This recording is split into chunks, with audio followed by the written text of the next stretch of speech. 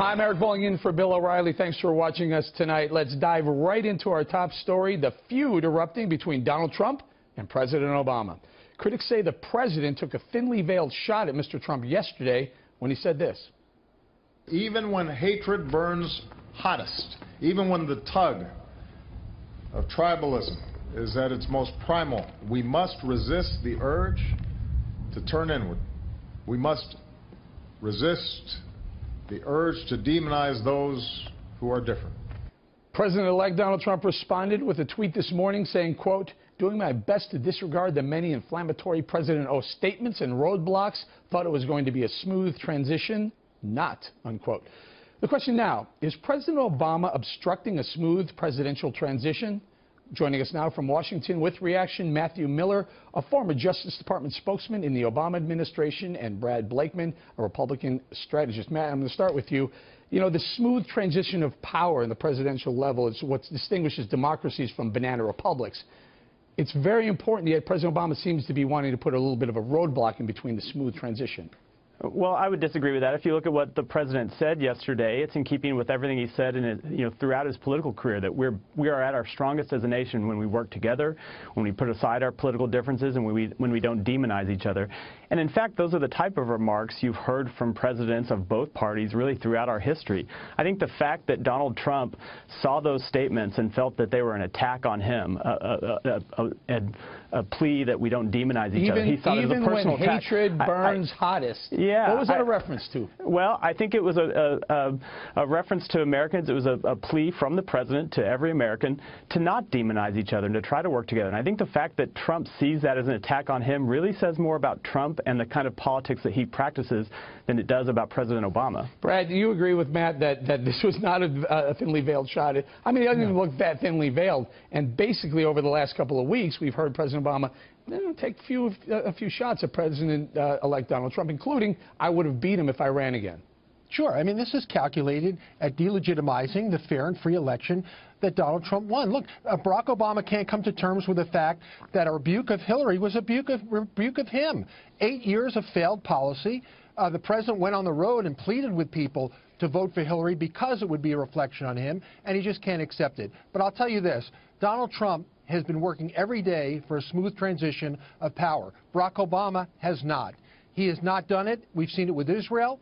Instead of winding down policy, he's ginning up bad policy, trying to rule from the grave when Donald Trump takes office. It's unfair to the country. It's unfair to the new president. Yeah, what about it, Matt? So President Obama has 23 days left in office, and he seems to be still continuing with policy initiatives. Of course he is. He was elected to a term of 4 years, not 3 years and 11 months. And till January 20th, when he's no longer the president, it's his obligation to carry out policies that he sees fit. He's done that with respect to international relations, and he'll continue to do it for domestic policy. That directly contradict what the policies of a president-elect Donald Trump will want to institute when he gets into office? Does it make sense to start with these policy initiatives now with 23 days left before he leaves? Sure. If President-elect Trump wants to reverse some of these policies or take the country in a new direction when he's president, that is absolutely within his right. But until he becomes president, President Obama still has the obligation to carry out his duties as he sees fit. And it's natural that he would do it, and I expect him to continue to do it between now and January 20th. And Brad, what is this about? Is this about Obama legacy? Yeah, it is. It is about encumbering the incoming president. It's tying his hands, and it's embarrassing this president. Donald Trump is being given the ability to start his presidency without having to undo more of Obama's feckless policy. And also, we have to remind this. Obama's first priority right now in the transition period is a smooth transition of government. That should be taking up all his time, but it's not. And he's sending also a message to others who are supposed to be working on a smooth transition that let's not do what we should be doing for Donald Trump. Let him fend for himself when he takes office. Because if you believe what Matt says, that a smooth transition isn't necessary because Obama's policies trump that. It is. It's the only thing that separates us from lesser democracies, as I said earlier. Matt, let me ask you this. I'm going to posit this. I think President Obama is diverting from what his legacy will be right now. As it is right now, he will have overseen the mortal destruction of the Democrat Party. So if he puts up all these initiatives, the UN resolution, the sanctions against Russia, maybe we'll forget that the Democrats have basically fallen apart over the last 8 years. I don't think that's what he's overseeing.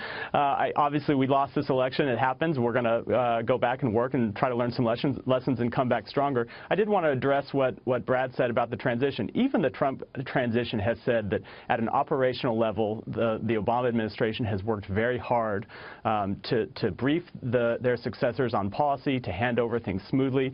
That's happening. If there is one side that continues to cross the line, it in fact is the Trump transition, which is delving into foreign policy when he's actually not the president, and that responsibility still lies with President Obama. All right. Brad, I think President Obama got his clock cleaned. I think the Democrats did. But so does Lindsey Graham. Listen to what he had to say on Putin, Russia, and Obama. Listen.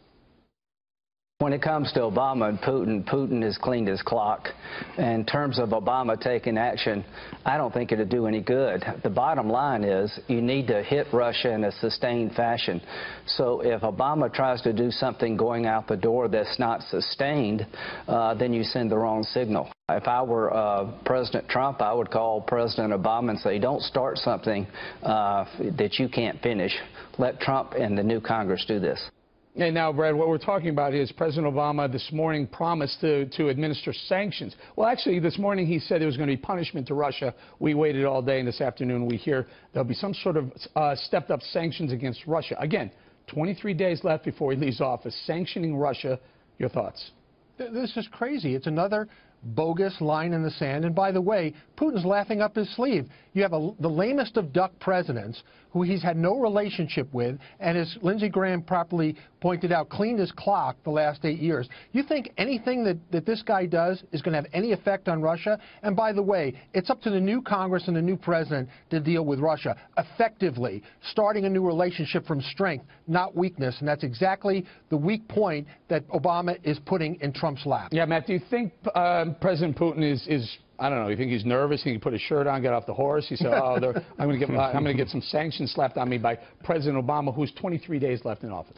Well, let's see what the sanctions look like. Here's the problem that we face right now. Yeah, but so what can they do? If they're toothless sanctions, it doesn't matter anyway. So what's this all about? We don't know yet whether they're toothless or not. They might directly sanction Putin himself, who we know has stored billions of dollars in accounts outside of Russia. Do you think? Do you honestly stand here on the factor tonight at 8:07 or so and say that President Obama is going to sanction Vladimir Putin directly? I don't think we know. I think we'll find out tomorrow. It might be him. It might be people close to him. But we do know that the sanctions in the past, Putin has reacted very strongly to them. But here's the problem.